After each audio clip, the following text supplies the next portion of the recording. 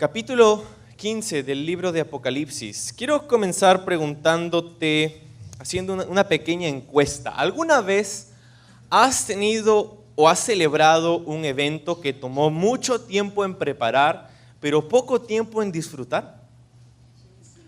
Un cumpleaños, una Navidad, una boda, ¿no?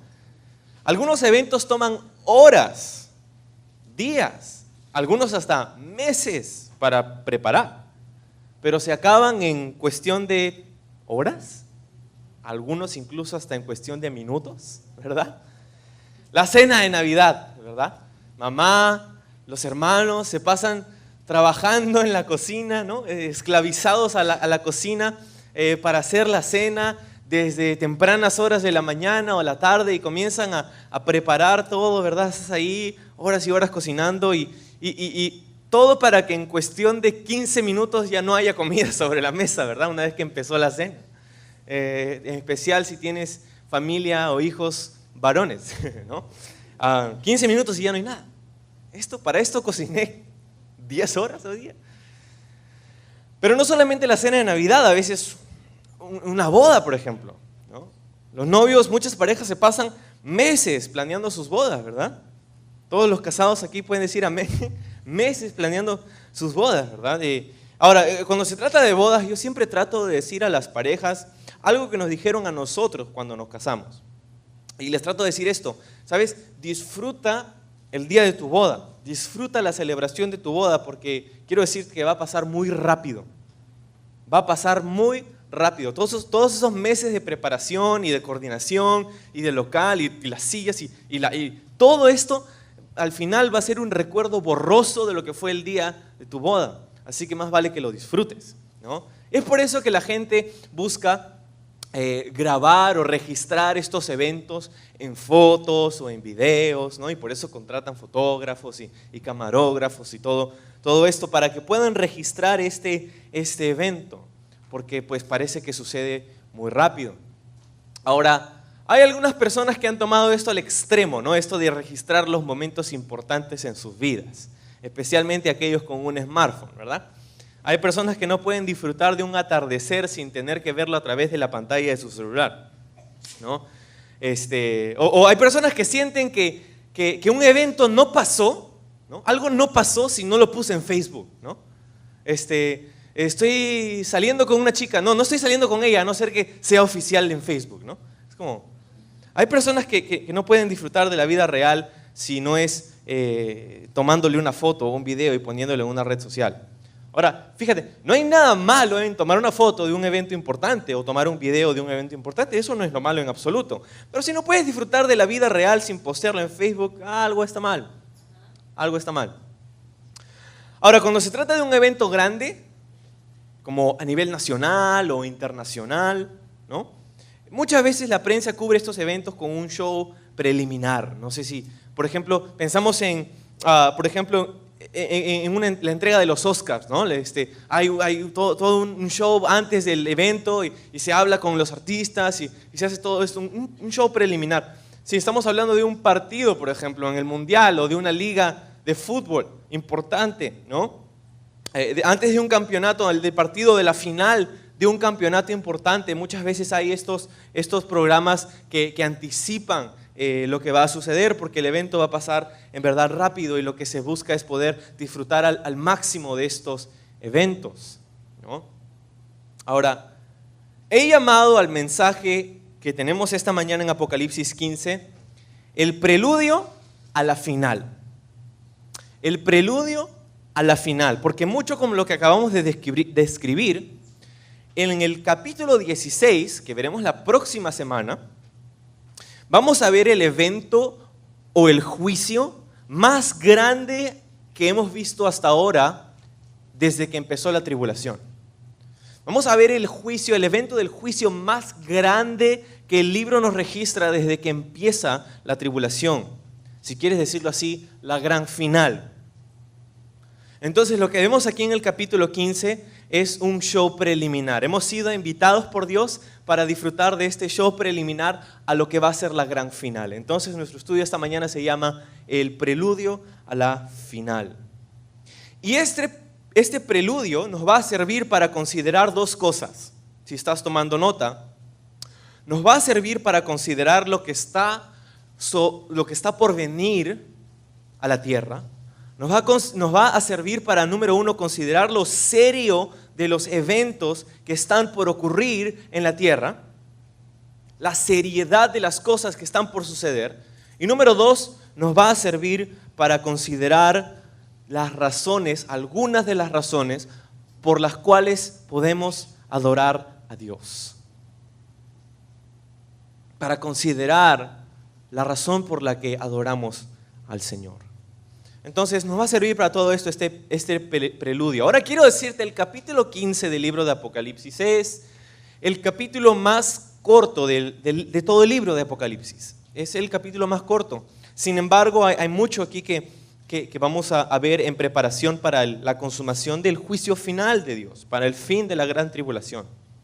Ahora, vamos a leer juntos, por favor, el versículo 1 del capítulo 15. Dice, vamos a leer todo el pasaje. Dice, vi en el cielo otra señal grande y admirable. 7 ángeles que tenían las 7 plagas postreras, porque en ellas se consumaba la ira de Dios. Vi también como un mar de vidrio mezclado con fuego, y a los que habían alcanzado la victoria sobre la bestia y su imagen, y su marca y el número de su nombre, en pie sobre el mar de vidrio con las arpas de Dios. Y cantan el cántico de Moisés, siervo de Dios, y el cántico del Cordero, diciendo, grandes y maravillosas son tus obras, Señor Dios Todopoderoso, justos y verdaderos son tus caminos, Rey de los santos. ¿Quién no te temerá, oh Señor, y glorificará tu nombre? Pues solo tú eres santo, por lo cual todas las naciones vendrán y te adorarán, porque tus juicios se han manifestado. Después de estas cosas, dice Juan, miré, y aquí fue abierto en el cielo el templo del tabernáculo del testimonio. Y del templo salieron los 7 ángeles, que tenían las 7 plagas, vestidos de lino limpio y resplandeciente, y ceñidos alrededor del pecho con cintos de oro. Y uno de los 4 seres vivientes dio a los 7 ángeles 7 copas de oro, llenas de la ira de Dios, que vive por los siglos de los siglos. Y el templo se llenó de humo por la gloria de Dios y por su poder, y nadie podía entrar en el templo hasta que se hubiesen cumplido las 7 plagas de los 7 ángeles. Este es el pasaje que tenemos delante de nosotros. Y vamos a considerar 3 cosas mientras estudiamos, 3 secciones si te gusta tomar nota. La primera sección, lo que vamos a ver aquí es la consumación del juicio. La consumación del juicio es nuestra primera sección. Aquí. Juan comienza este capítulo diciendo, vi en el cielo otra señal. Lo primero que vemos aquí es que Juan ahora pone su mirada en el cielo nuevamente. Y capítulo 15, tienes que saber que hace play, ¿no? Pone play a los eventos a los que pusimos pausa en el capítulo 11. Capítulos 12, 13 y 14 son una revisión de los mismos eventos que hemos visto anteriormente, pero, ¿te acuerdas? Desde otra perspectiva. Hasta ese punto en el capítulo 11 habíamos estado viendo las cosas desde la perspectiva de Dios, y capítulos 12, 13 y 14 nos sirvió para reflexionar y ver lo mismo desde el punto de vista quizá de Satanás. Y es entonces que aprendimos que hay un dragón que tiene aversión u odio hacia el pueblo de Dios, hacia Israel. Aprendimos acerca de 2 bestias, aprendimos del anticristo a quienes Satanás levanta con su poder, y luego al falso profeta, la segunda bestia, un líder religioso, una falsa religión mundial que se levantará en los últimos días. Vimos este plan satánico dentro de la gran tribulación, y eso es lo que vimos dentro de capítulos 12, 13 y 14. Ahora en el capítulo 15 estamos retornando a la continuación de los eventos narrados, en los cuales hicimos una pausa en el capítulo 11. Bien, entonces aquí dice, vi en el cielo, ¿no? Y esto significa que lo que está a punto de suceder no es la iniciativa del hombre, ¿verdad? No es la voluntad del hombre, es la voluntad de Dios, es la iniciativa de Dios lo que va a suceder a continuación. Ahora, ¿Dónde nos dejó el capítulo 11? Para tener un poco de contexto, ¿no? Si estamos diciendo que nos quedamos allí y retomamos desde ese capítulo, ¿qué es lo que nos dijo el capítulo 11? Bueno, el capítulo 11 termina cuando el séptimo ángel está tocando la séptima trompeta. La séptima trompeta. Es ahí donde nos quedamos y es exactamente ahí donde retomamos en este capítulo 15. Ahora, quiero retroceder un par de pasos para que podamos estar juntos dentro del mismo contexto y no perdernos demasiado mientras estudiamos estos capítulos. Ahora mira, el libro de Apocalipsis no es un libro estrictamente cronológico. No es estrictamente cronológico, como acabamos de ver y como hemos estudiado a lo largo de las semanas, ¿no? Es más temático que cronológico y entonces vemos diferentes capítulos que hay paréntesis, ¿no? Capítulos parentéticos y cosas que se nos explican, ¿no? Y hemos venido viendo que el libro de Apocalipsis en realidad no es un libro tan difícil de entender, como muchas personas dicen. Algunos dicen, yo no puedo leer, yo no puedo entender, yo ni siquiera quiero leer porque sé, me han dicho, yo no sé, pero me han dicho que es muy difícil. Ahora, la mayoría de veces son personas que quizás no han leído o no han tomado el tiempo suficiente para reflexionar sobre lo que el libro quiere decir. Este libro no solamente viene con una promesa de bendición, como orábamos al inicio de nuestro estudio, sino que también viene con un bosquejo para poder estudiar el libro. ¿Y se encuentra en qué versículo y qué capítulo? 1:19, muy bien, por aquí hay alguien que estuvo prestando atención hace varios meses. Capítulo 1, versículo 19, en donde Dios le dice a Juan, escribe. Entonces, Juan escribe, ¿qué cosa? Y Dios le dice las cosas que son, las cosas que han sido y las cosas que han de ser. En otras palabras, pasado, presente y futuro. Y eso es lo que vemos en el libro. Capítulo 1, las cosas que has visto, ¿no? En el pasado. Capítulo 2, las cosas que son, el presente, la era de la iglesia, 7 mensajes a 7 iglesias. Y las cosas que han de ser después de estas, o sea, de la era de la iglesia, empezando por el rapto en el capítulo 4. En adelante vemos capítulo 5, una escena celestial, en donde vimos, ¿qué cosa?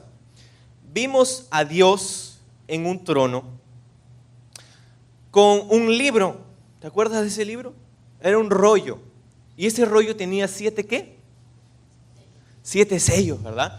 Este libro tenía 7 sellos. Ahora, Juan ve todo esto y comienza a llorar. Comienza a llorar de tristeza, porque se da cuenta de que no hay nadie que sea digno de desatar los sellos.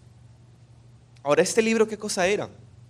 Este libro era el título de propiedad de la tierra. Este libro es el plan de acción de Dios para recobrar autoridad, para recobrar el poder, para retomar el control del mundo que hoy día es controlado por Satanás. Libro importante, podríamos decir, ¿no? Y entonces entendemos por qué Juan estaba llorando, porque no había nadie que pudiera abrirlo. Y de pronto, alguien aparece en la escena. ¿Y quién es este alguien que aparece en la escena? Es el Cordero, es Jesús. Jesús aparece ahí y Jesús aparece no como un león, porque fue anunciado por uno de los ángeles, mira, he aquí el león de la tribu de Judá, y Juan voltea y no ve ningún león. De hecho, ve un cordero, y un cordero como inmolado. Entonces, el cordero, dice, tomó el libro de la mano de Dios y comenzó a abrir sus sellos. Y de pronto comienza una adoración celestial a este cordero, porque fue digno de abrir los sellos. El único en el cielo, en la tierra, debajo de la tierra, el único digno de desatar esos sellos era Jesús, el Cordero. Y entonces Jesús comienza desatando estos sellos, y cada vez que Jesús desata uno de estos 7 sellos, una fuerza es desatada en la tierra. Y esta fuerza es parte del juicio de Dios, catástrofes, cosas, muerte, pestilencia, este tipo de cosas. Ahora, el primer sello es desatado y de pronto se desata en la tierra algo muy feo. Paz.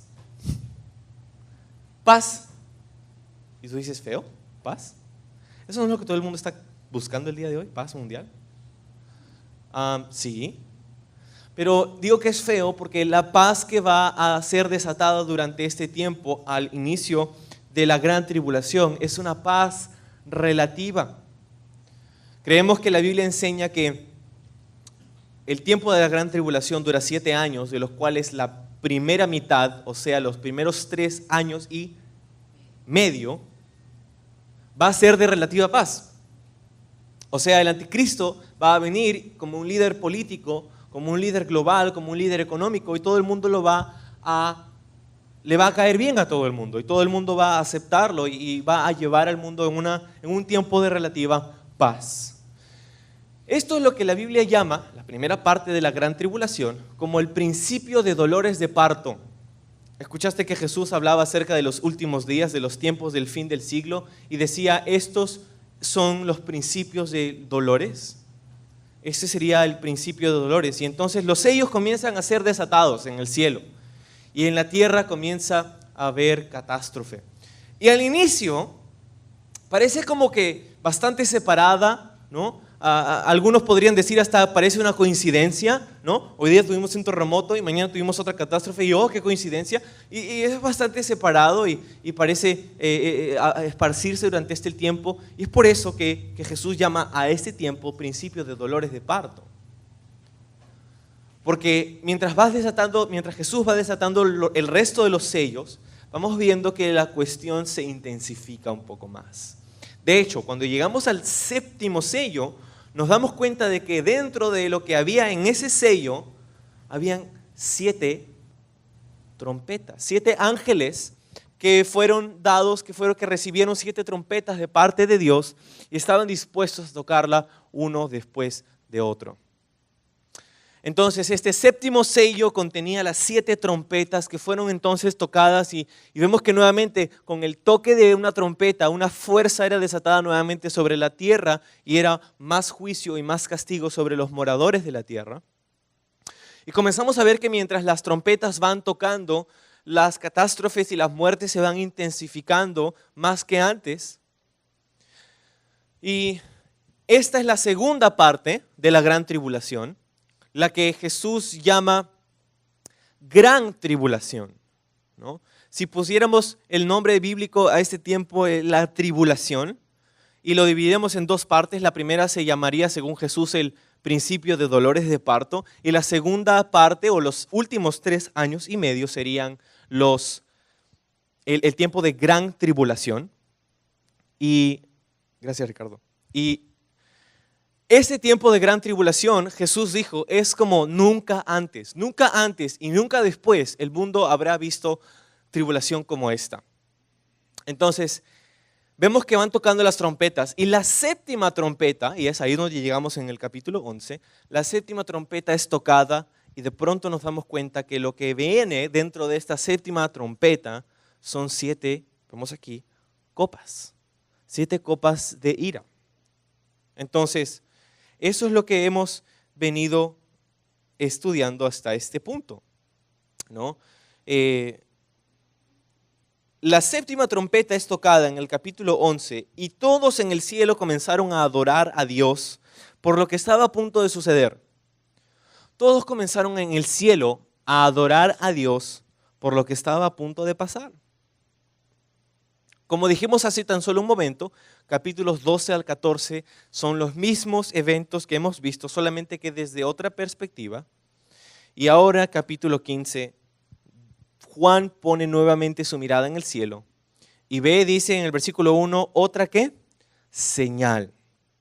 Otra señal. Y si quieres tomar nota, esa es tu palabra clave, señal.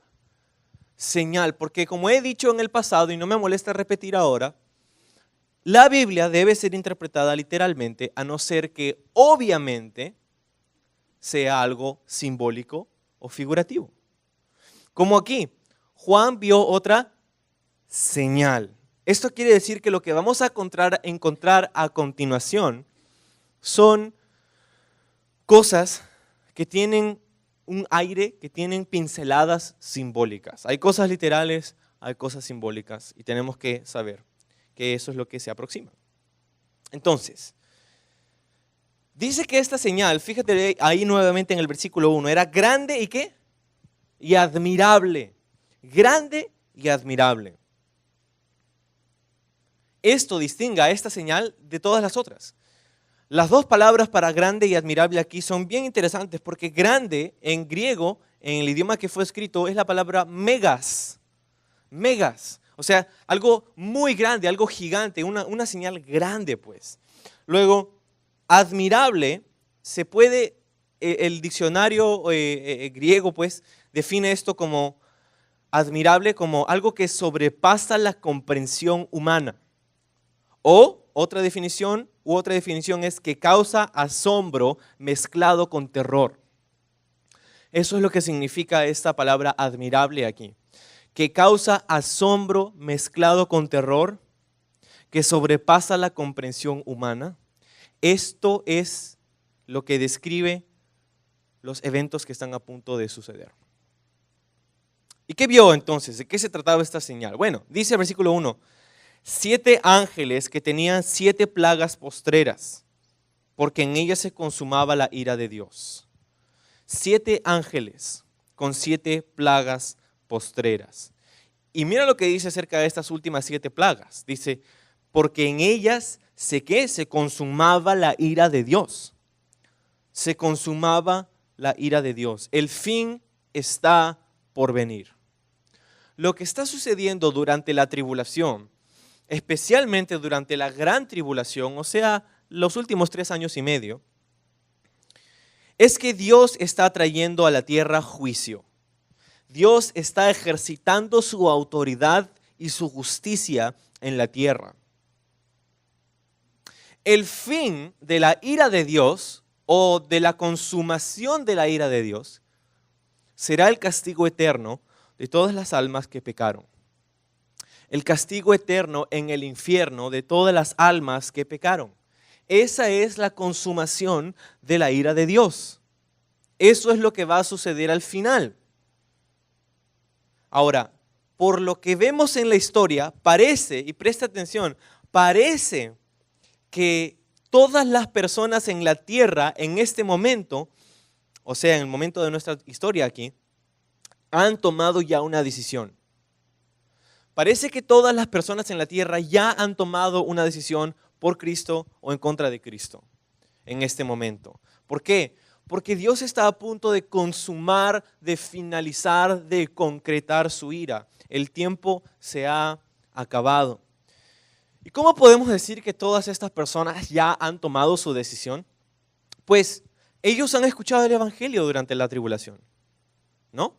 Primero, vemos que Dios ha sellado a un grupo de 144,000 judíos que fueron a predicar el evangelio, que tenían el testimonio de Jesucristo, que guardaban sus mandamientos.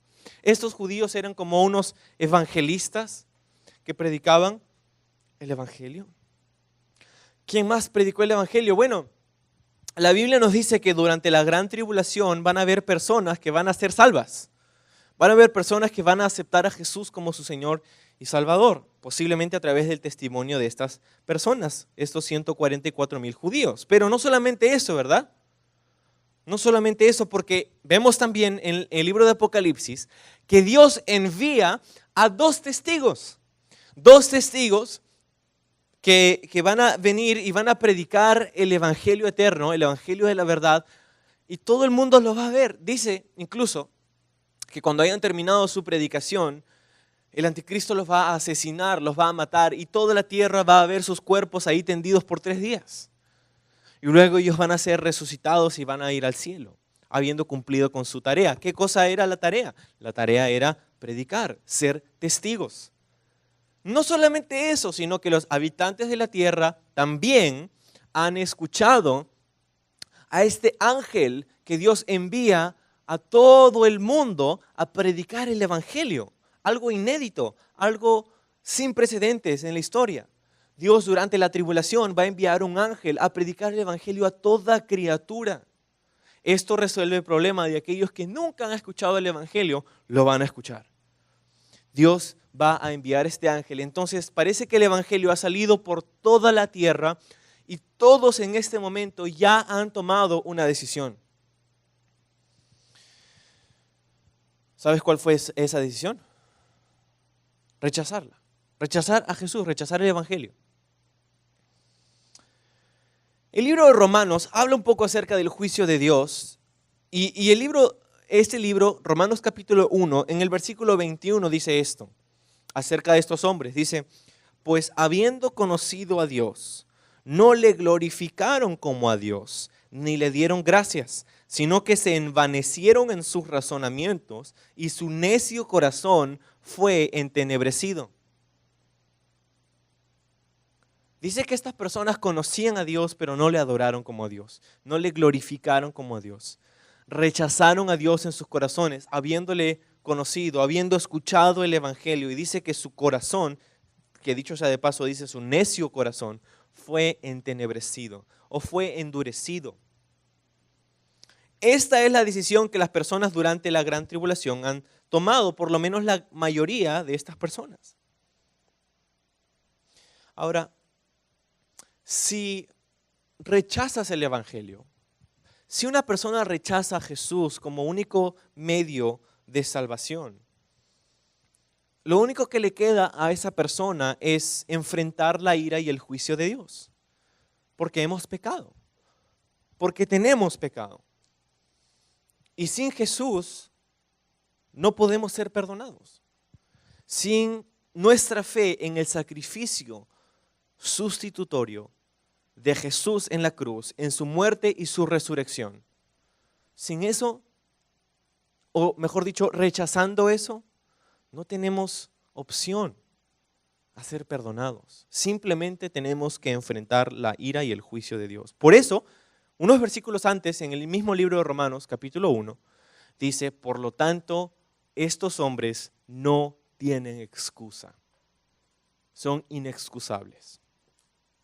Ahora, vemos que lo que a continuación sucede, aquí en el libro de Apocalipsis, todavía no es el infierno, ¿no?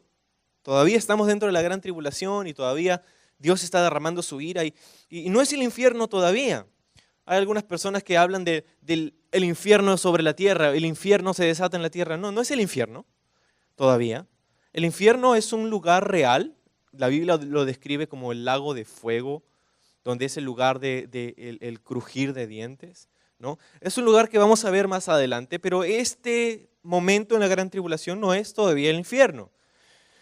Y la pregunta que nos hacemos, o por lo menos yo me hago cuando veo esto, es ¿por qué Dios querría hacer sufrir a las personas en la tierra si sus almas en última instancia irán a parar en el infierno? ¿Me dejo entender? Estamos en medio de la gran tribulación y Dios va a desatar su ira sobre la tierra y yo me pregunto ¿por qué Dios causaría este sufrimiento sobre los habitantes de la tierra si es que en última instancia sus almas van a ir a parar en el infierno? Y la respuesta es esta, creo yo.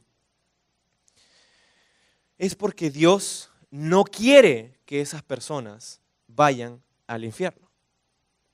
Es porque Dios no quiere que esas personas sufran el castigo eterno. Y lo que Dios está haciendo es está dándoles tiempo para que se arrepientan. Está dándoles a probar, está dándoles un gustito, una degustación, si quieres decirlo así, de lo que sería el infierno.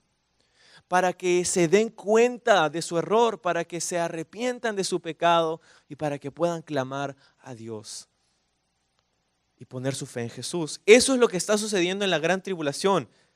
Dios quiere demostrarles, Dios quiere mostrarles misericordia. Pero tienen que decidirlo ellos. Dios está demostrándoles lo que el castigo eterno será para que habiendo probado el trago amargo, se arrepientan. Eso es lo que está sucediendo durante la gran tribulación. Y es por eso que el juicio de Dios durante la gran tribulación es esparcido en 7 años, en 3 grupos de 7 sellos, trompetas y copas, porque Dios está proveyendo oportunidad tras oportunidad tras oportunidad para que los seres humanos se arrepientan. Eso es lo que está sucediendo durante la gran tribulación. Y ves que entonces la ira y el juicio de Dios está mezclado con su misericordia durante la gran tribulación. esto tiene que ver con lo que vamos a leer en el próximo versículo, versículo 2. Y es aquí la segunda sección, si te gusta tomar nota nuevamente. La primera parte era la consumación del juicio. Ahora lo que vamos a ver es la celebración en el cielo. La celebración en el cielo, nuestra segunda parte. Y dice versículo 2, vi también como un mar de vidrio mezclado con fuego.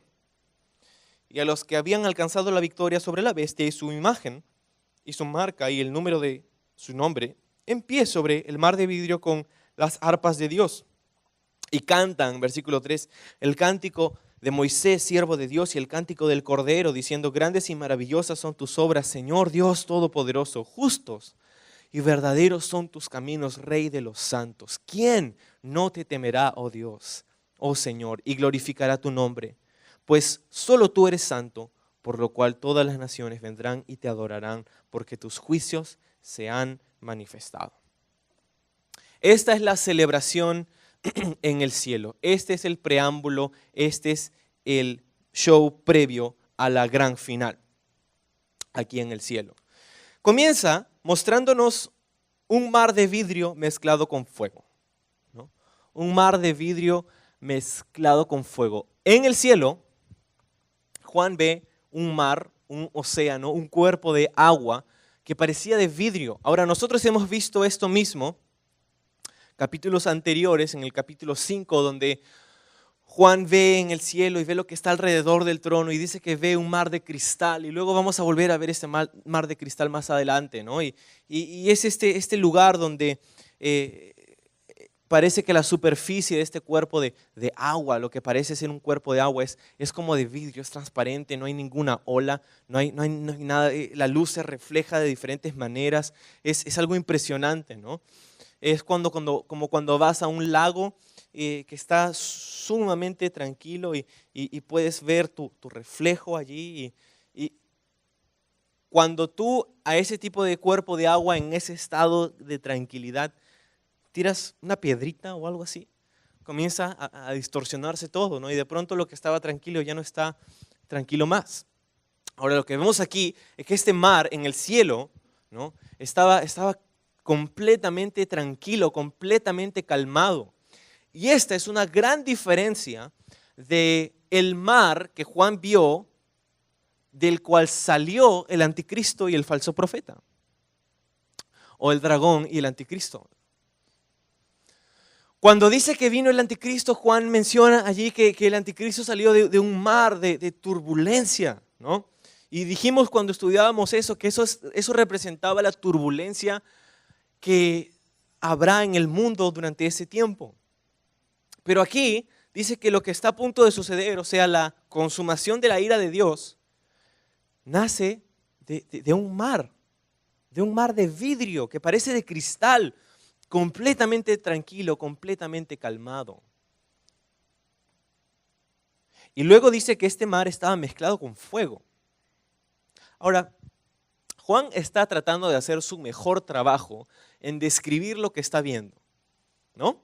Él está tratando de hacer su mejor trabajo en poner en palabras que él conocía una realidad que él desconocía, ¿no? Eso es lo que está sucediendo. Por eso dice, vi algo como un mar de vidrio. No quiere decir que era literalmente vidrio, ¿verdad? Eso es lo que quiere decir con señal a empezar el capítulo, ¿no? Algo que parece algo así y entonces estaba mezclado con fuego. No quiere decir que mar y fuego es un poco ilógico, ¿no?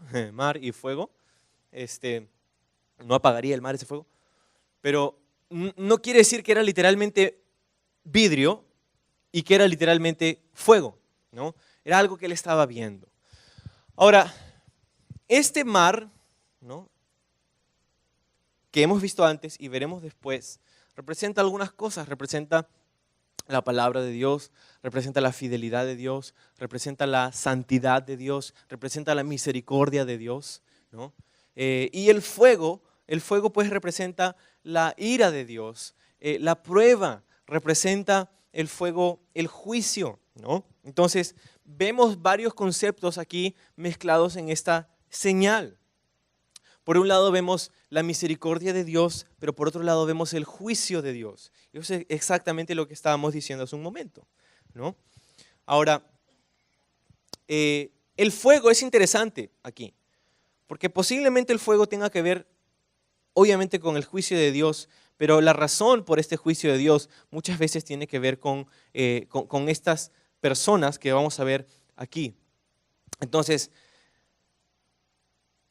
mira aquí en estos versículos 3 y 4, dice que 2, 3 y 4, en el versículo 2 vimos este mar mezclado con fuego. Luego vimos, dice, a los que habían alcanzado la victoria sobre la bestia.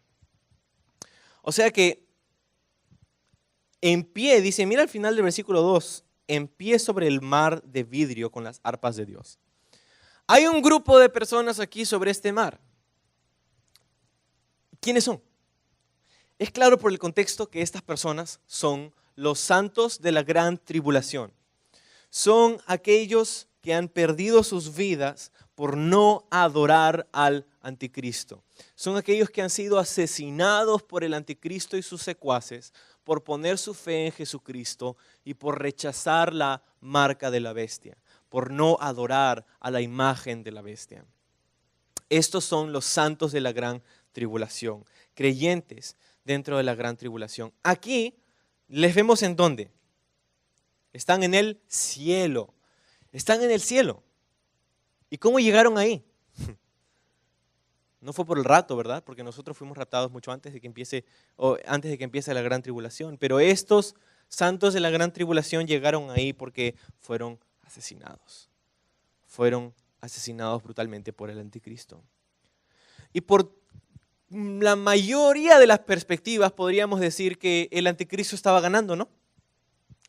El anticristo ha perseguido a los cristianos y los ha asesinado y los ha matado y podríamos ver al anticristo y a Satanás riéndose, ¿no? Ja, ja, ja, hemos ganado. Pero ahora los vemos en el cielo, ¿no? Y en verdad, entonces, ¿dónde estaba la victoria? ¿No? Es por eso que Jesús, cuando hablaba con sus discípulos, les decía, no temas a aquellos que pueden quitarte la vida física, aquellos que pueden afligir tu cuerpo, que pueden matar tu cuerpo. ¿Por qué? Mejor deberías temer, diría Jesús, a aquel que no solamente puede hacer morir tu cuerpo, sino puede también poner tu alma, decidir si tu alma va al cielo o al infierno, por la eternidad, ¿no? Teme a Dios, no temas a los hombres. Entonces, vemos aquí que este grupo de personas han perdido sus vidas gracias al anticristo por haber puesto su fe en Jesús durante la gran tribulación. Pero ahora los vemos en el cielo y están sobre el mar. Están de pie sobre el mar.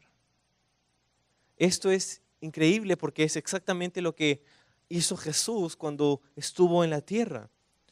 En una noche donde sus discípulos estaban remando en un barco, una gran tormenta se había levantado y de pronto Jesús estaba viendo cómo sus discípulos estaban allí luchando con las olas y de pronto Jesús se aparece caminando sobre el mar. Y les dice, no temas, soy yo. Y es ahí donde vemos a Pedro caminar en fe, diciéndole, Señor, si eres tú, manda que yo vaya caminando sobre el mar hacia ti. Y vemos a Pedro dando unos pasos sobre el mar. Luego Pedro quitó su mirada de Jesús y puso su mirada sobre la tormenta y las olas y perdió su confianza por un momento y se hundió. El Señor Jesús lo levantó, lo puso de nuevo en el barco y los llevó a sus discípulos a seguridad. Entonces, Jesús caminó sobre el mar y aquí vemos que sus discípulos, los santos de la gran tribulación, están caminando sobre el mar. Esta es una señal de victoria, una señal de victoria. Y dicho sea de paso, de victoria completa. ¿Te diste cuenta? Los que habían alcanzado, dice el versículo 2, la victoria sobre ¿quién? Sobre la bestia y su imagen y su marca y el número de su nombre. O sea, todo lo que tiene que ver con Satanás y el anticristo y el falso profeta. Sobre todo eso tuvieron victoria estas personas. Estaban de pie sobre el mar de vidrio y tenían arpas, ¿no? Es increíble verlos. Aquí es una señal, como decía, de victoria, pues. Ahora, mientras que nos acercamos al final, vemos que para este grupo de personas, ahora en el cielo, todo comienza a cobrar sentido, ¿no? Todo comienza a cobrar sentido. Durante la tierra, durante su vida en la tierra quizá no tenía mucho sentido. ¿Por qué tenemos que ser perseguidos? ¿Por qué tenemos que ser asesinados? ¿No tenemos justicia? ¿No tenemos que clamar por nuestros derechos? ¿Cómo el anticristo va a poder asesinarnos así nomás? ¿No? No tenía mucho sentido. De hecho, no tiene sentido para nosotros aquí en la tierra. Pero es porque nos falta tener una perspectiva más alta. Y es la perspectiva de Dios, donde tiene sentido a la luz de lo que va a suceder en la eternidad. Tiene sentido. Y ahora para ellos que están en el cielo en este momento, esto comienza a cobrar sentido. Ahora lo entienden y ahora adoran a Dios por eso. La primera vez que vimos a este grupo de personas, los santos de la gran tribulación, los vimos debajo del altar caminando o clamando, a Dios por venganza, ¿te acuerdas? Los sellados y los blanqueados. Los blanqueados eran los que estaban ahí en el cielo, los santos de la gran tribulación, debajo del altar clamando, Señor, ¿hasta cuándo no vengas nuestra sangre? Ahora vemos a este mismo grupo de personas de pie sobre el mar, adorando a Dios. Mientras más tiempo pasan en el cielo, más comienzan a darse cuenta del sentido de por qué sucedieron algunas cosas y comenzaron a entender cosas que antes no entendían. Ahora ya no los vemos clamando a Dios por venganza, sino que los vemos clamando a Dios en agradecimiento. Es como cuando resuelves un problema de álgebra. ¿Te acuerdas del álgebra? No me hagas acordar. El álgebra, ¿no? Tienes el enunciado, ¿no? Tienes el problema, X, Y, las fórmulas y todo esto, y tienes todo esto, y en muchos casos tienes también el resultado. Muchos libros te dan la respuesta allí, porque lo que importa no es necesariamente la respuesta, sino el proceso a través del cual obtienes la respuesta, ¿no? Y entonces, ¿te acuerdas de ese sentimiento de victoria cuando terminabas el problema de álgebra y chequeabas la respuesta al final del libro y era la respuesta correcta? Y muchos dicen, no, porque nunca lo pude hacer. No. Sí, y cuando le dabas una respuesta correcta y chequeabas la respuesta al final del libro, decías, wow, qué bien, ¿no? Y ese sentido de victoria, ¿no? He terminado el problema y he terminado bien. Y nada más importaba, sino que habías terminado bien ese problema, ¿no? Okay, ese mismo tipo de sentimiento, yo creo, es el que vamos a tener cuando lleguemos al cielo, ¿no? Es todo ese proceso difícil a través del cual luchas y te equivocas y haces nuevamente y borras y lo haces otra vez hasta que tienes al final la respuesta correcta y te das cuenta al final del libro y dices, wow, es la respuesta correcta, ¿no? Es así como nos vamos a sentir si tu fe está en Jesucristo. Esta vida aquí en la tierra va a parecer un problema de álgebra muchas veces. Pero ¿sabes qué? Puedes confiar que al final todo va a cobrar sentido.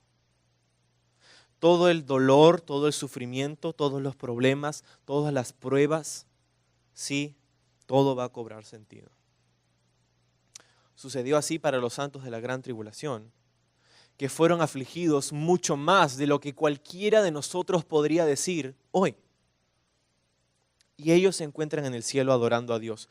No vemos quejas, no vemos murmuración, no vemos chisme, no vemos no puedo creer, no vemos nada de eso. Vemos adoración pura, agradecimiento. Eso es lo que está sucediendo con estas personas. Dios está a punto de ejercitar su juicio, ¿verdad? La consumación de la ira de Dios. Y para mí es interesante ver cómo esta está relacionada íntimamente con este grupo de personas que han sido afligidas durante la gran tribulación. ¿Por qué? Quiero decirte algo. Dios se lo toma muy personal cuando su pueblo es atacado. Dios se lo toma personal cuando su pueblo es atacado. Lo vemos en la Biblia, ¿no? Vemos en la Biblia, por ejemplo, en el caso de Esteban. el primer mártir de la iglesia, Esteban, allí en el capítulo 7 del libro de los Hechos, está siendo perseguido por haber predicado ante el concilio el evangelio. Y de pronto el concilio se reúne para decidir si apedrearlo o no por blasfemo. Y el Sanedrín se reúne y dan sus votos de aprobación, entre ellos posiblemente Saulo de Tarso, el que luego sería el apóstol Pablo, dando su voto de aprobación para la muerte de Esteban, y Esteban es apedreado. Y cuando Esteban es apedreado, él estuvo de rodillas clamando a Dios, su rostro como el rostro de un ángel, y dice que vio el cielo abierto y vio a Jesús de pie. Vio a Jesús de pie. En otros momentos donde vemos a Jesús en el cielo, lo vemos sentado, ¿no es así? Sentado a la diestra del trono. Pero ahora lo vemos de pie para recibir a uno de sus hijos, a alguien de su pueblo que fue atacado, que fue herido. Jesús se pone de pie para recibir a Esteban al cielo. El comité de bienvenida en el cielo es Jesús. Hay personas que tienen ideas en el mundo medias extrañas acerca de cuando las personas mueren, ¿no? Y hay, no sé, hay extrañas ideas. Personas dicen que tuvieron una experiencia cercana a la muerte. Dice que vieron a su abuelito dándole la bienvenida al cielo, ¿no? Y sí, yo vi a mi abuelo ahí que me está diciendo, ven, ven. El comité de bienvenida al cielo no es ningún hombre ni mujer que tú conozcas aquí en la tierra. El comité de bienvenida al cielo, quien te da la bienvenida al cielo es el mismo Jesús, porque así de importante eres para Él. Jesús no mandaría a tu abuelito para que ya anda a recogerlo, por favor. Él mismo va a recogerte o darte la bienvenida, ya sea en el rapto o en la muerte. Jesús no manda a uno de sus ángeles para el rapto. Ya, anda, recógelas, anda, recoge la iglesia, por favor. Él mismo va. Y dice que vendrá en una nube y que nosotros estaremos en un abrir y cerrar de ojos con Él. Y en la muerte es igual. No solamente aquí, pero vemos también en el libro de los Hechos a Saulo de Tarso persiguiendo a la iglesia, comenzando con Esteban y terminando con un montón de otras personas quienes arrastraba para llevarlos hacia su muerte, yendo persiguiéndolos hasta Damasco. Cuando de pronto Jesús se le aparece en el camino a Damasco, ahí en el capítulo 9 del libro de los Hechos, y Jesús le dice a Saulo, le dice, Saulo, Saulo, ¿por qué me persigues? Y esa frase es sumamente interesante porque Jesús no le dice a Saulo, Saulo, ¿por qué persigues a mi iglesia? ¿Viste? Le dice, Saulo, ¿por qué me persigues? Jesús se lo toma personal cuando su iglesia o su pueblo es perseguido. Se lo toma muy personal. Y aquí estamos viendo que la ira de Dios tiene que ver con el pecado del pueblo, el pecado de la gente, el pecado de los que rechazaron el evangelio, pero también tiene que ver con aquellos que causaron dolor y sufrimiento al pueblo de Dios. Ahora, estas personas habían pasado por tribulación, ¿no? Habían pasado, los santos de la gran tribulación murieron por su fe. Nosotros también pasamos por tribulación. No pasaremos por la gran tribulación, eso ya está completamente establecido. No pasaremos por la gran tribulación, pero sí pasamos por tribulación en esta vida, ¿no? Pasamos por tribulación o aflicción personal. Ahora, fíjate el gran ejemplo que nos dejan estas personas en el cielo. Ellos estaban adorando a Dios, aun cuando sus vidas en la tierra no fueron las más favorecidas ante nuestros ojos. Cuando Jesús hablaba acerca de estas bienaventuranzas en el capítulo 5 en adelante de Mateo, hablaba acerca de los que han sido perseguidos. Y Jesús diría, bienaventurados los que han sido perseguidos por causa de la justicia. Los perseguidos por causa de la justicia, los que han sido perseguidos por mi causa. diría Jesús, por causa mía. Y repetiría la misma palabra 2 veces, bienaventurados, acerca de estas personas perseguidas. Sabemos que bienaventurado significa algo, significa feliz, ¿no? Bienaventurados es feliz. Y Jesús está diciendo, felices los que son perseguidos por mi causa. Y uno dice, ¿felices? Manolo, ¿alguna vez has sido perseguido? Pues en el momento uno no se puede sentir muy feliz por causa de la persecución, pero Jesús hablaba en ese mismo versículo y decía, porque grande es su recompensa en el cielo, grande es su galardón en el cielo. Y esto es lo que vemos con estas personas. Y el ejemplo para nosotros en este punto es esto. Nosotros no podemos controlar nuestras circunstancias. ¿Ya te diste cuenta de eso? ¿Ya aprendiste eso? Si no lo has aprendido, algún momento te vas a dar cuenta que no puedes controlar tus circunstancias. Y espero que lo aprendas pronto, porque si no te vas a ir de cara muchas veces. No puedes controlar tus circunstancias, pero sí puedes controlar cómo reaccionas ante esas circunstancias. Sí puedes controlar cómo reaccionas ante esas circunstancias. Te pongo un ejemplo.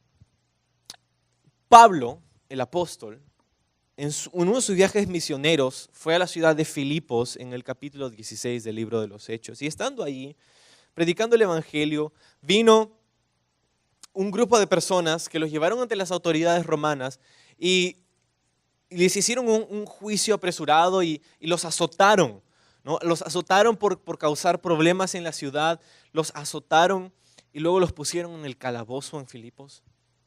Estaban ahí, Pablo y Silas estaban ahí, habiendo sido azotados, sus pies han sido puestos en el cepo, están en un lugar frío, oscuro, húmedo, horrendo. Sus espaldas están destrozadas por los azotes que acaban de recibir. Y en medio de todo eso, Hechos 16:25, dice que Pablo y Silas estaban cantando himnos al Señor. Estaban alabando a Dios, cantando al Señor. Y en el mismo versículo dice que los presos los oían. Los presos los oían. Cuando un creyente puede adorar a Dios a pesar de la adversidad, el mundo que está perdido presta atención. Cuando un creyente puede adorar a Dios a pesar de la adversidad, el mundo toma nota. Esa persona tiene algo de que yo no tengo. Esa persona tiene algo diferente. Una de las maneras en cómo impactamos más al mundo perdido es cuando pasamos por aflicción. Y cuando en medio de esa aflicción decimos como Job, Él dio y Él quitó. Bendecido sea el nombre del Señor. Él dio y Él quitó. Job es un caso medio extraño, ¿verdad? En la Biblia. Pero, ¿sabías que Job nunca leyó el libro de Job?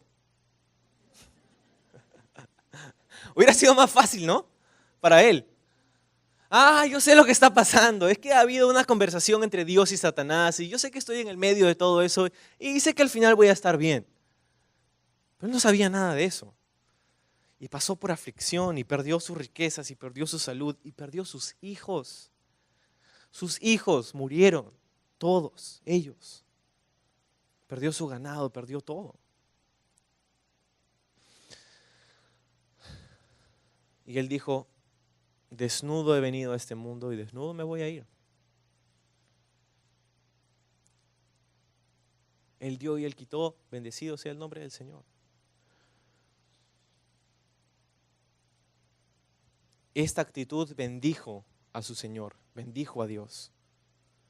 De ver que su siervo lo adoraba no por las cosas que le daba, sino por quien Dios era. Y eso es lo que quiero decirte esta mañana y creo que es lo que Dios quiere decirnos aquí en este momento es,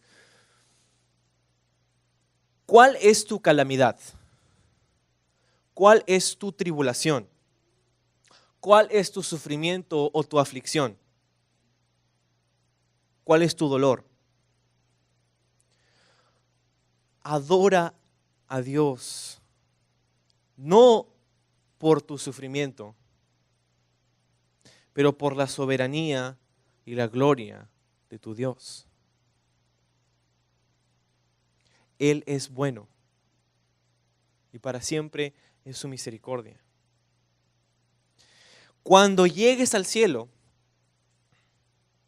confía en que todas estas cosas te van a ser explicadas. Como para estos santos de la gran tribulación, todo cobró sentido y confía que en el cielo, a pesar de que aquí no entiendas por qué tienes algún u otro problema o circunstancia o aflicción, confía en que en el cielo todo se nos va a ser explicado. Hasta entonces, nosotros debemos vivir en promesas, no en explicaciones. Dios hoy nos da promesas, no necesariamente explicaciones. Y lo que demanda de nosotros es fe. ¿Confías en las promesas de Dios? ¿Confías en que Él puede hacer lo que ha prometido hacer? ¿Qué diferente sería nuestra vida si confiáramos de esa manera en el Señor? Viene una persona con un resfriado y te dice, ¿puedes orar por mí porque no me siento muy bien y tengo un resfriado? Y tú le dices, un resfriado, por favor, un resfriado, ok, vamos a orar. Es un resfriado, tú sabes que en unos 2 o 3 días ya va a pasar y te tomas una pastilla y ya está. Pero luego, el día siguiente viene otra persona y te dice, quizás es tu familiar, quizás tu esposa, tu esposo, tu padre, una amistad, un compañero de trabajo, y se ve consternado y te dice, puedes orar por mí porque acabo de venir de una cita en el médico y me han diagnosticado cáncer. Y tú dices, oh, wow, vamos a orar.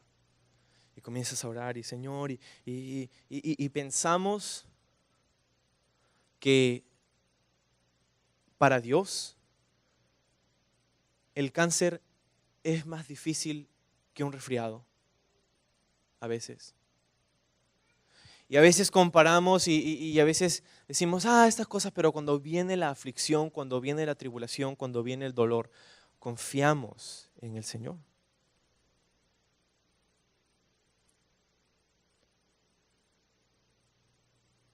Para Él no es difícil. Ni el cáncer, ni ninguna otra enfermedad. Dios puede sanar tanto un resfriado como un cáncer con la misma facilidad. Pero la pregunta es, ¿lo va a hacer? Porque no se trata de si puede o no puede, se trata de cuál es su voluntad. Debemos entender que la sanidad o los milagros o ese tipo de cosas que Dios puede hacer, no se trata de su poder, pero se trata de su plan. Y que ese plan es bueno. Puedes confiar en el Señor de que así es. En el cielo todo cobrará sentido. Estos hombres y mujeres, estos santos de la gran tribulación, cantaban. ¿Te diste cuenta? Leímos ahí, cantaban el cántico de Moisés y el cántico del Cordero. Cantaban. Ellos están adorando al Señor por lo que Él ha hecho. ¿Te puedes imaginar, Señor, gracias por haber permitido que nos decapiten durante la gran tribulación? Pero ¿sabes qué? Lo decían, yo creo, con no un tono sarcástico, sino con un tono de agradecimiento. Señor, en verdad, gracias, porque ahora puedo ver todo lo que pasó y todo lo que tú permitiste y ahora estoy en tu presencia. Gracias, Señor. El cántico de Moisés. Es interesante porque este cántico está en el libro de Éxodo y también en el libro de Deuteronomio. Éxodo 15, Deuteronomio 32. Este es el cántico que el pueblo de Israel cantó cuando salieron de Egipto, cuando los ejércitos de Faraón fueron ahogados y murieron en el Mar Rojo después que el pueblo de Israel pasó por tierra seca. Y el pueblo de Israel se reunió para cantar este cántico, el cántico de Moisés. Una de las cosas que se dice en el cántico de Moisés, no tienes que voltear ahí, pero de esto se trata. Dice, tu diestra, oh Jehová, ha sido magnificada en poder, tu diestra, oh Jehová, ha quebrantado al enemigo. Y con la grandeza de tu poder has derribado a los que se levantaron contra ti. Enviaste tu ira, los consumió como a hojarasca. Es muy curioso porque es casi las mismas palabras que tendrían mucho sentido aquí en la gran tribulación de la boca de estas personas. Fíjate, no son dos canciones, la canción de Moisés y la canción del Cordero. Es una sola canción descrita de diferentes maneras. Es una sola canción que están cantando aquí, ¿no? Y es interesante porque, pues fíjate, el cántico de Moisés y el cántico de Cordero son muy similares, pero también tienen algunas diferencias. El cántico de Moisés fue cantado frente al Mar Rojo. El cántico del Cordero es cantado frente al Mar de Vidrio. El cántico de Moisés es sobre el triunfo de Dios sobre Faraón. El cántico del Cordero es sobre el triunfo de Dios sobre el anticristo. El cántico de Moisés es cuando Dios saca a su pueblo. El cántico del Cordero es cuando Dios trae a su pueblo. El cántico de Moisés es la primera canción en la Biblia. El cántico del Cordero es la última canción en la Biblia. Entonces, se trata de este cántico de liberación, de que Dios ha librado a su pueblo de sus enemigos. Y el pueblo está adorando a Dios por eso. Y quizás es interesante cuando hablamos del cántico de Moisés, porque es lo que estamos viendo en el cine ahora, ¿no? Esa película. ¿Cuántos han visto la película de Éxodo? A ver, los honestos en la iglesia, muy bien. Todos los que no la han visto, muy bien también, ¿no? Esta película, no es mi intención en este momento tomar parte del tiempo del estudio para comentar acerca de esta película, pero hay muchas cosas en las que difiere grandemente con el texto y como siempre que alguien hace una película de la Biblia, siempre podemos decir el libro es mejor que la película. Una de las cosas que vemos en esta película es que obviamente en la historia del salir y del mar rojo que se abre, ¿no? Los cineastas hicieron un gran trabajo en demostrar, en graficar la majestuosidad de lo que Dios hizo en ese momento, pero en ningún momento vemos a Moisés siendo ahogado por el agua también, ¿no? Como lo vemos en la película. Y hay muchas cosas que obviamente no tienen que ver con el texto bíblico, pero este es el cántico que ellos cantaron cuando Dios libró a su pueblo de la aflicción, de la tribulación y del sufrimiento en Egipto. Y este es el cántico que su pueblo canta al ser librados de la tribulación, de la aflicción y el sufrimiento del anticristo. Ahora, no sé si tú y yo estamos tomando el tiempo para hacer esto lo suficiente. No sé si estamos tomando el tiempo para reflexionar sobre las maravillas de Dios en nuestras vidas lo suficiente. Estas personas estaban cantando a Dios y tenían arpas, ¿no? O sea, están en el equipo de alabanza, ¿no? Quizá no sabían tocar, pero en el cielo les dieron arpas y Dios también les dio la habilidad de tocar, ¿no? Y pues están ahí adorando a Dios. Fíjate, lo que hacemos aquí en nuestros servicios los domingos y en otros momentos, al poner aquí músicos y tocar música, a veces pensamos que la adoración, que este es el evento de adoración, ¿no? Esta es la descripción de la adoración de su pueblo. No. Lo que sucede aquí es solamente una de las expresiones de adoración a Dios. Y las personas que están aquí tocando o cantando un instrumento, no es para que tú las veas y digas, ah, qué bien. Y juzgamos el momento de adoración por cuán bien o mal salió una canción, o por cuán entonado o desentonado salió cantando una persona, o qué sé yo. No es así como Dios juzga la adoración, ¿no? Las personas están aquí para guiarte en adoración, para guiarte a poner tu atención en el Señor, para que pongas tus ojos en Él. Pero la adoración es lo que tú haces todos los días, a cada momento con tu vida. Tu vida es el símbolo y la representación de tu adoración a Dios. Y Dios juzga esa adoración.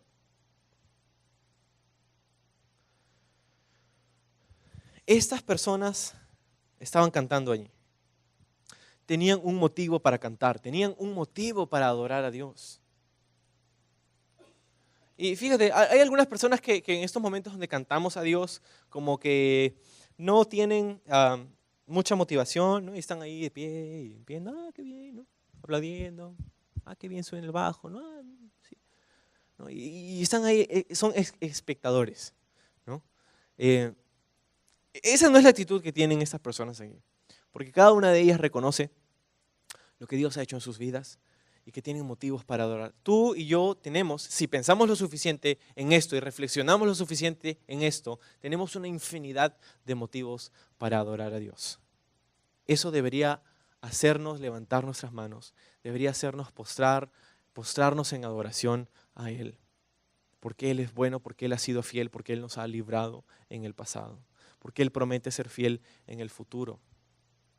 Hay algunas personas que dicen, no, es que yo no tengo una voz muy melodiosa, entonces por amor a mis hermanos no quiero cantar. Qué bien que sientas así, pero sabes que esto no se trata de hacer una performancia para tus hermanos. Se trata de adorar a tu Dios. Y tu audiencia es una sola persona y no es ninguno de los que estamos aquí, tu audiencia es el Señor. Así que si no tienes una voz muy melodiosa, quiero decirte, eso jamás refrenó a nadie para probar en la voz o en estos programas de talento, ¿verdad? Talento. No refrenó a nadie de ir a hacer una prueba, un casting para estos programas, y es por eso que vemos tantos bloopers de estas personas que vienen y dicen, ¿por qué estás aquí? ¿No? No debería frenarte a ti tampoco de cantar al Señor. Y más te vale que te acostumbres, porque eso es lo que vas a estar haciendo por la eternidad. Así que adoramos al Señor, tenemos una adoración, tenemos una razón para adorar al Señor. Él es tu audiencia, ¿no? Entonces, a Dios no le importa si eres entonado o no, a Dios le importa si tu corazón está postrado delante de Él, si tus ojos están puestos en Él. Ok, después dice en el versículo 5, y vemos aquí la tercera y última sección, la coordinación del evento, ¿no? Esta es la coordinación del evento. Después de estas cosas miré, y aquí que fue abierto en el cielo el templo del tabernáculo del testimonio. Y del templo salieron 7 ángeles que tenían 7 plagas, vestidos de lino limpio y resplandeciente, y ceñidos alrededor del pecho con cintos de oro. Fíjate, él miró y fue abierto en el cielo el templo del tabernáculo del testimonio. El cielo y la tierra son parecidos. A veces pensamos que el cielo es como un lugar abstracto y que hay algunos que no soportan la idea de estar en el cielo por la eternidad, porque su concepto de cielo es que vamos a estar todos con caras gorditas como angelitos en pañales, con alitas y tocando arpas por la eternidad. Yo tampoco estaría muy emocionado si esa fuera mi concepción del cielo. Pero eso no es lo que la Biblia describe como el cielo. El cielo es un lugar de mucha actividad. Hay algunas personas que dicen, yo no sé el cielo, pero hay tantas cosas que me gustan aquí en la tierra, en el cielo no voy a tener. ¿Cómo sabes que no? Quiero decirte que la tierra es una copia del cielo y no al revés. La tierra es una copia del cielo. Las cosas que tú disfrutas aquí en la tierra, yo creo, vas a poder disfrutar en el cielo, pero de una manera santificada y de una manera perfeccionada. C.S. Lewis, un escritor cristiano, él hablaba acerca de estas cosas y él decía que los deleites y los placeres del mundo nunca fueron dados para nuestra satisfacción, sino que fueron dados para que tengamos sed de lo verdadero, tengamos sed de lo real, que será el cielo.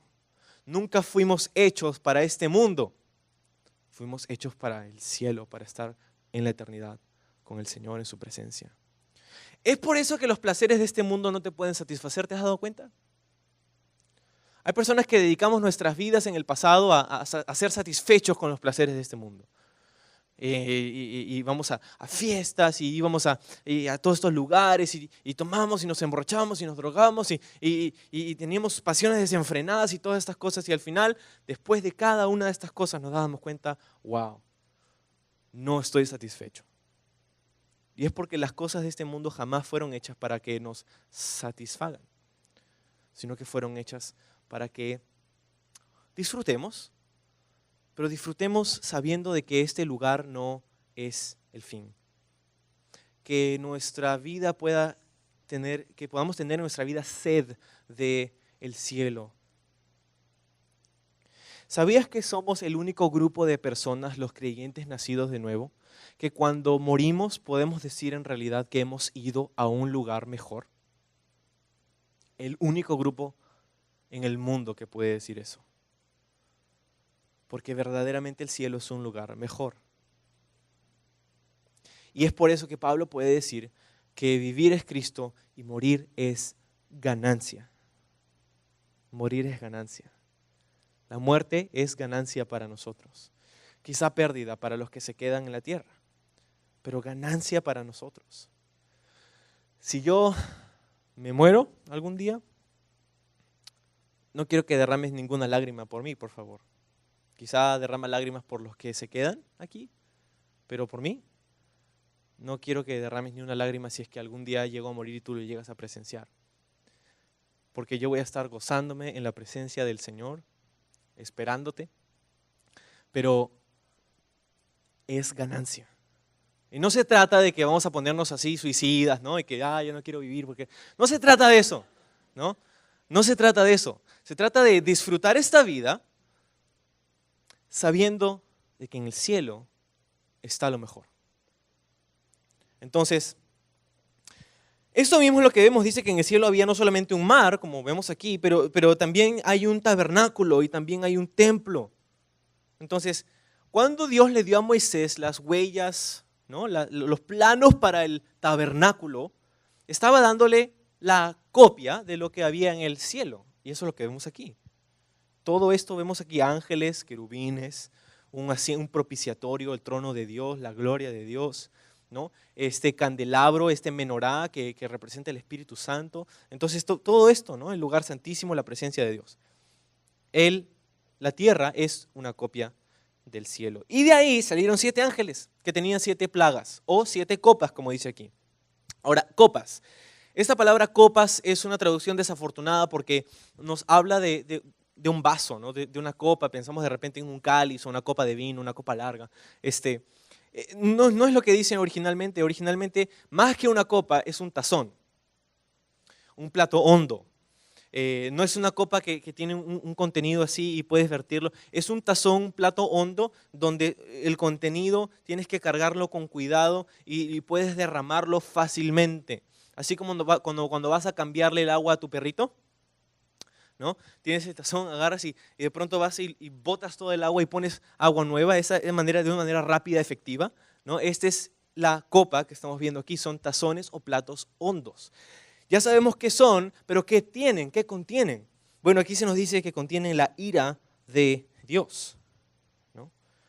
La ira de Dios. En el versículo 7 dice: uno de los 4 seres vivientes dio a los 7 ángeles 7 copas de oro llenas de la ira de Dios que vive por los siglos de los siglos. Y el templo se llenó de humo por la gloria de Dios y por su poder, y nadie podía entrar en el templo hasta que hubiesen cumplido las 7 plagas, los 7 ángeles.